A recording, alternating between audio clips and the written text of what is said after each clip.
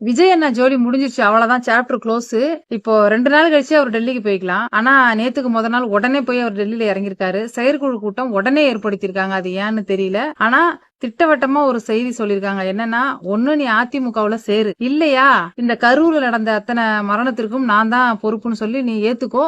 ஆனா நீ உன்னை அரசியல்லாம் பேசுறதுக்கோ முதலமைச்சர் ஆக்குறதுக்கோ எலெக்ஷன்ல நிக்கிறதுக்கோ அந்த வாய்ப்பு கொடுக்க மாட்டோம். நீ ஜெயில போய் களி திங்கணும்.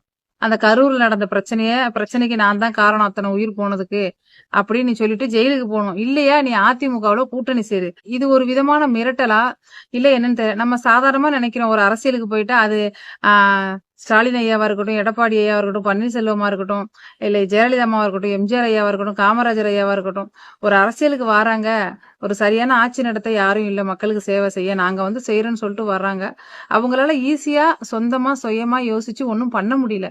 ஏன்னா இங்க பணத்துக்கு பதில் சொல்ல வேண்டியிருக்கு. பணம் நிறைய இருக்கிறவங்க, நாட்டையே விலைக்கு வாங்குற அளவுக்கு சக்தி கொண்டவங்க நம்மள அசைய கூட விட மாட்டாங்க. நம்ம பாத்ரூம் போனா கூட நம்ம அதுக்கு பர்மிஷன் வாங்குற ஒரு சூழல் ஏற்படும்.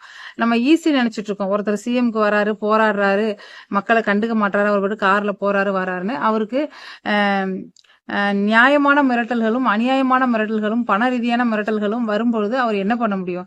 இப்போ அவர் கூட்டணி சேருவாரா, இல்ல இந்த தப்புக்கெல்லாம் நான் தான் காரணம்னு சொல்லிட்டு ஜெயிலுக்கு போவாரா, இல்ல இதுக்கு வேற ஏதாவது நியாயமான வழிகள் இருந்தா அதற்கான நியாயத்தை முன் வச்சுட்டு, கோரிக்கையை முன் வச்சுட்டு, இல்ல தனிச்சு நிப்பாரான்னு நீங்க தான் சொல்லணும். இது நானா சித்தரிச்சு பேசல. நேத்து நைட்டு லைவ்ல நியூஸ் சேனல்ல லைவ்ல போன விஷயத்தை தான் நான் சொல்லியிருக்கேன். அவர் ஏன் உடனே டெல்லி போனாரு, உடனே எதுக்கு செயற்குழு கூட்டம் நடத்தினாங்க, அதிமுகவில் ஜாயின் பண்ண சொல்லி கேட்டிருக்கிறாங்க. அதிமுகவில் நீ கூட்டணி சேரணும், இல்லைனாக்கா இந்த கரூர் நடந்த பிரச்சனை நீ இன்னும் ஏத்துக்கணும்னு சொல்லியிருக்காங்க. அவர் கூட்டணி சேருவாரா சேர மாட்டாரா?